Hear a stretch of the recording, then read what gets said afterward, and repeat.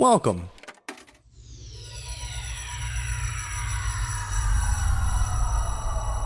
to Arcade Audio. The Dilettante Ball. I'm Johnny. I'm Spencer. Here on Dilettante Ball, we go on Wikipedia. We click random article. And we talk about it. Yeah, we do. I don't know. Yeah, I don't know, man. Let's just do it. You know, I forgot to mention, like, for 2 episodes in a row that I was on our sister podcast, Humanoid Resources. Yep. Which is episode 31. You can go back and listen to if you want to. It's Space Ghost, I believe is maybe the title of it. Coast to Coast? I think it's just Space Ghost, Coast to Coast, yeah. Zorak's on there and Brack and all the Lava Man. I don't remember his name. I don't know. But yeah, if you want to go back and listen to that, I'm on it, and it's fun. It's a fun little time. Yeah. I play a Space Ghost, not the Space Ghost. Lowercase SG. Exactly. Yeah, fun. Yeah, cool. check it out if you want. I don't know. Why not? All right. No reason not to. It's free. Uh-oh. How much time you got, dude? Oh, wow. Oh, no. What? I mean, Jesus Christ. Oh, boy. My night's free. This is so comically, like... Broad. I mean, this might as well be like the last episode we ever do. Oh, shit. Evolutionary history of life. So, okay, that's like everything. Like, okay, literally, we're doing no more Wikipedia articles. This is the article. This is everything. This is such a long article. Obviously. Evolutionary history of life. You know, that's kind of good that we got this article, because just like 2 episodes ago, we didn't understand how, like, things worked. I was saying, like, fish turned into horses.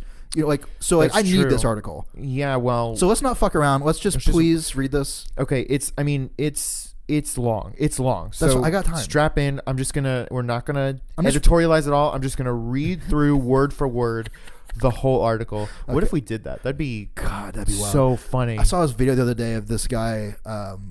There's like the longest word ever. It's like a chemical, basically, and the way that you have to like annotate it, like it's in such a way that you have to say every piece of the thing. So it took like 3 hours for him to say it. There's a YouTube video you can find of him just like just like say, like, to me, nonsense words. But yeah, he does it. I love that video of the British weatherman who says that crazy Welsh town name, and he like just nails it, and like you can tell that he's like, fuck you. Yeah. I feel like you can. Maybe I'm misremembering this, but like people like clapping out, like, you did it, which is so funny because like the intern. Why did you call it that? Why do you still call it that? If it's like, if it's impossible. If like, maybe if you're Welsh, you can say it. I mean, because you like just know how to like, because you know Welsh. Yeah, like your tongue works the way it's supposed to work for saying Welsh words. What do you think the like distribution of Welsh to non-Welsh? Like what percentage of the population in Wales speaks only Welsh? Oh, wow. What percentage of the population speaks Welsh? And what percentage of the population speaks only English, do you think? Man, it'd be a pure conjecture. But I bet very few people only speak Welsh. I bet it's almost exclusively like old people, like people. Grandmas, grandpas. Mm-hmm. And probably the people that can speak both are probably people who were like raised by their grandma or grandpa. And then who went to school with, like, you know, English speaking folks. Mm-hmm. So yeah, I would say like, at best, they speak both, and probably no one really speaks just Welsh. It was weird being in Ireland because all the signs and stuff were in Irish and English. There must be more people who speak Irish than I realized. And they were Gaelic? Like, is it Gaelic? Is that what? Whatever. I think Gaelic is a more broad term that can be a lot of. There's like Irish Gaelic and Scottish Gaelic and whatever. So I think that just calling it Irish is the thing. Okay. I could be wrong. I don't know. What the fuck do I know? But yeah, like in a certain like Montreal, street signs would be French and English. So it's like, well, yeah, a lot of people speak French, a lot of people speak English. In Montreal, everyone spoke French. Sure. Like, legit, every single person spoke French. Most of them spoke English as well. Sure. So I would expect to see bilingual signs there. That makes sense. The population. So I wonder, in Ireland, do more people speak Irish than I realized? There were TV channels where people were only speaking Irish. Wow. But so it can't just be like a holdover of like, well, we're just gonna keep doing it. But like, I mean, obviously, well, maybe not obviously. Like when I went in anywhere, you know, nobody said I don't even know how to say hello in Irish. You know, I have no idea. I have no idea. Sinn Féin. Top of the morning. Yeah. Wow. I don't care. I don't care. At least I said a real Irish thing. I'm sure someone from Ireland has said that at some point. Yeah, when they were watching an American Lucky Charms cartoon. Yeah, the Lucky Charms cartoon. Dude, I bet in Ireland they think the Lucky Charms man is American. You know, like nothing changed at all, but they're like, oh, that's a very funny American. You know, in Europe, Blue Moon is marketed as an American beer, but here it's marketed as a Belgian beer. Yeah. Or Belgian style. Yeah, yeah. Yeah, so you're totally right. What makes it... What sets it apart from being an actual Belgian beer? Well, We're trying to be like, it no. ain't brewed in Belgium, Is first that of all. doing... Yeah. But I mean, it's Belgian style, which, I mean, I suppose... It is, you know, broadly, but... Right. Like in Australia, would they call Foster's American beer? I'm sure. I mean, the same way like Taco Bell is American food, you know? In Mexico? Yeah. Yeah, yeah. That's like, so funny. Guys. Also, if you're in Canada and you go to a restaurant called South of the Border, it's probably like burgers. Whoa. I mean, I can't verify That's that, really but... funny. They wouldn't... Yeah. Yeah. Like, what would it be? Like, what would an American restaurant be? Pancakes. Which... would be pretty tight. Just big sloppy pancakes. Yeah, yeah. You know, I fucking love pancakes. Dude, me too, man. Like, I don't even fuck with that like blueberry or chocolate chip or any of that shit. Just straight up buttermilk. Give me a buttermilk pancake and some real syrup. And butter. And butter. Yeah, yeah. Normal buttermilk pancakes, regular syrup, none of that like crazy strawberry syrup or anything. Like do you if you want to do you, but like I ain't doing you. Yeah. Yeah. Ooh.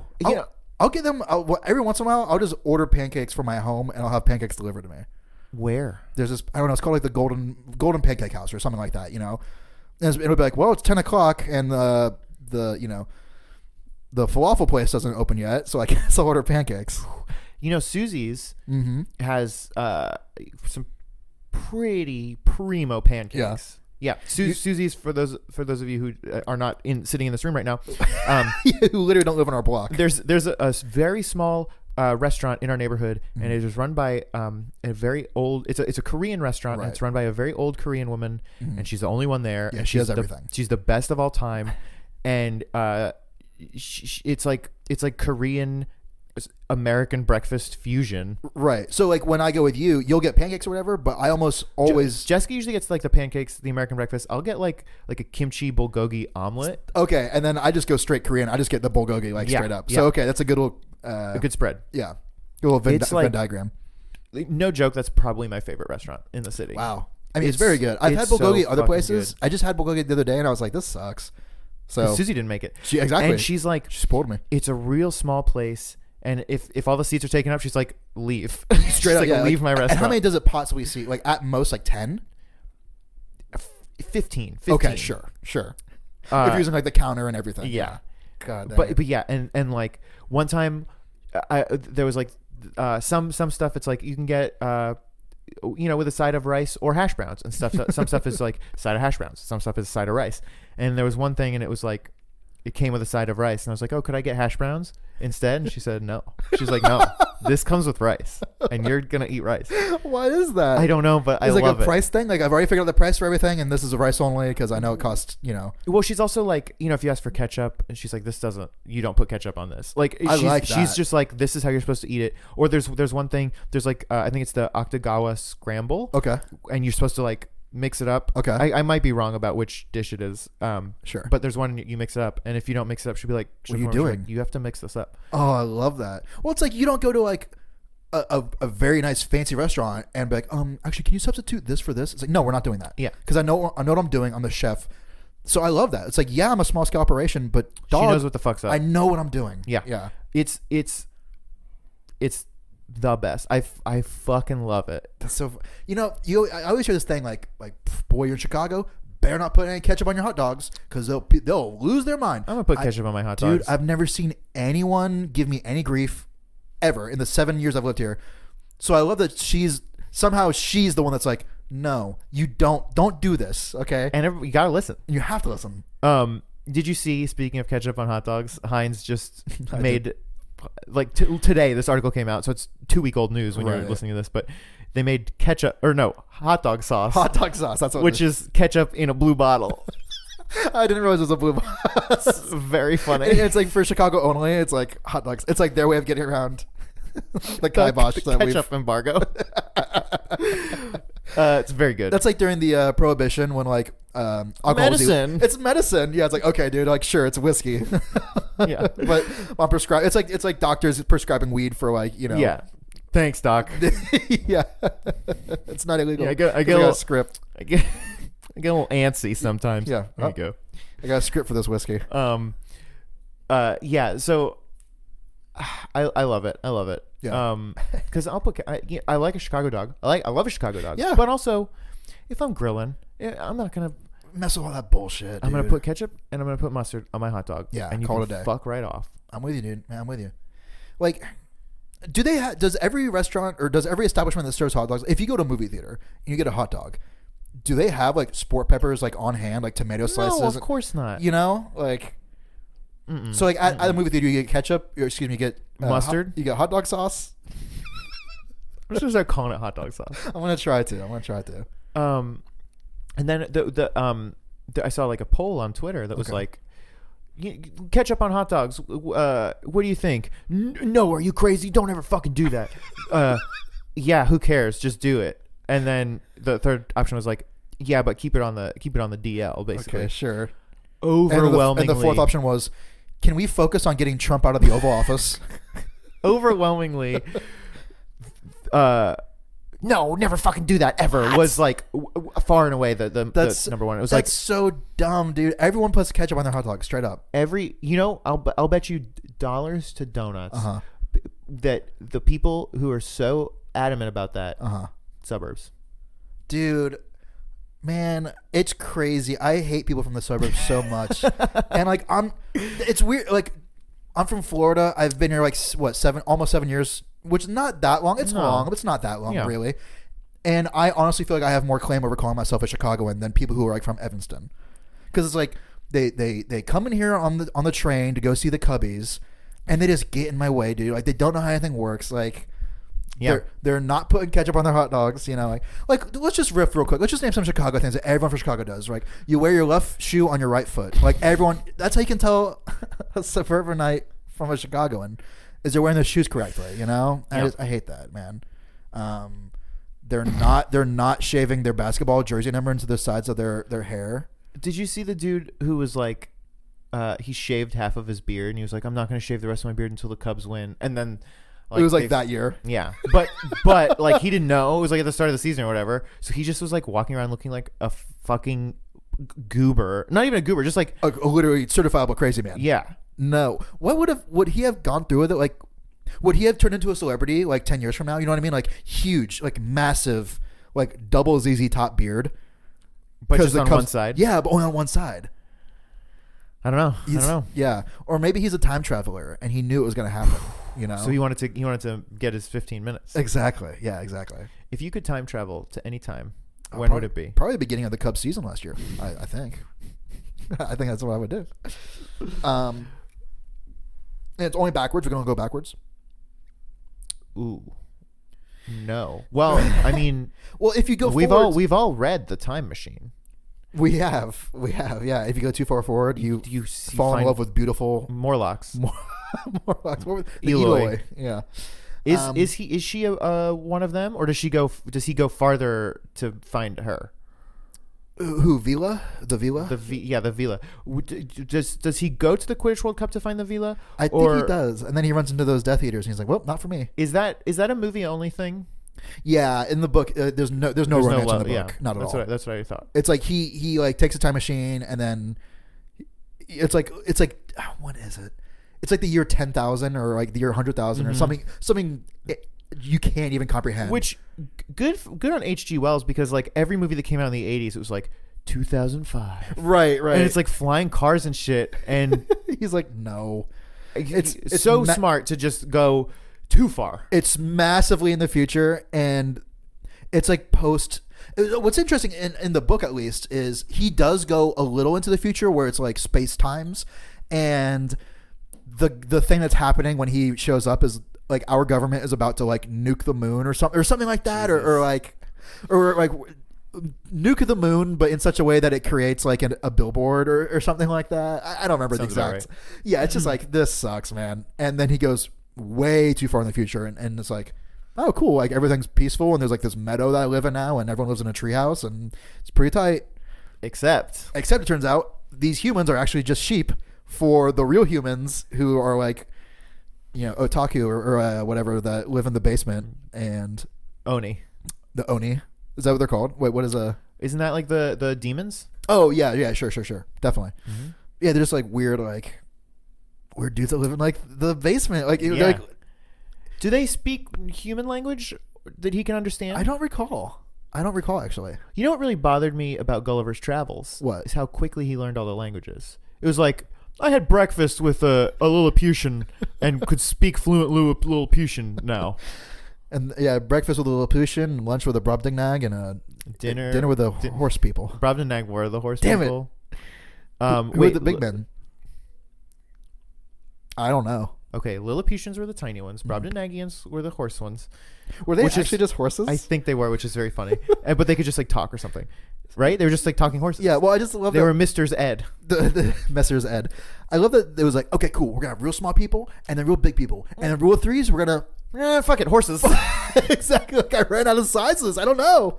We can't do medium size. Real normal size people. Real normal size. Everyone's 5'10". It's wacky.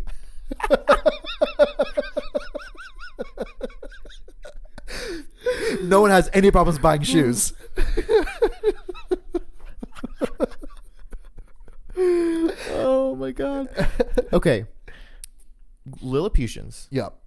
Brobdingnagians. I want to say G, but maybe I'm just thinking of Gulliver. Galuvrians. Oh my god. I don't know. Man, I'm regretting not reading this Wikipedia article. They probably would have told us. Hold on.